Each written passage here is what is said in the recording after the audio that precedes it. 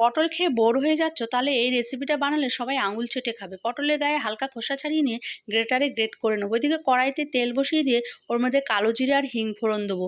তারপরে দেখো যে গ্রেট করে রেখেছি পটলটা, ওটাকে দিয়ে দেবো। বেশ খানিকক্ষণ একটু নাড়াচাড়া করবো, পরিমাণ মতো লবণ হলুদ দেবো, দিয়ে জল শুকানো পর্যন্ত এটাকে নাড়তে হবে। এদিকে ছোলার ডাল আগের থেকে ভিজিয়ে রেখেছি, সেটা মিক্সির জারে নিয়ে নিলাম। আদা, তারপরে কাঁচা লঙ্কা আর মৌরি দিয়ে ওটাকে বেটে নেবো। তারপরে ছোলার ডালটা দিয়ে দেবো পটলের মধ্যে।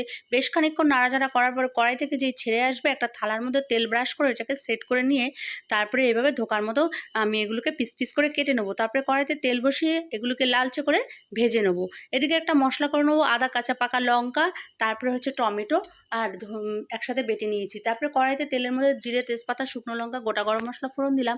মশলাটা দিয়ে দিলাম পরিমাণ মতো লবণ হলুদ, আর দিলাম লঙ্কার গুঁড়ো, ধনে আর জিরের গুঁড়ো দিলাম। ভালো করে মশলা কিন্তু কষিয়ে নিতে হবে। মশলা থেকে যে তেল ছেড়ে যাবে, পাশে কিছু আলু সেদ্ধ করে রেখেছি, ওগুলোকে দিয়ে দিলাম। পাশে জল গরম করেছি, সেটাকেও দিয়ে দেবো।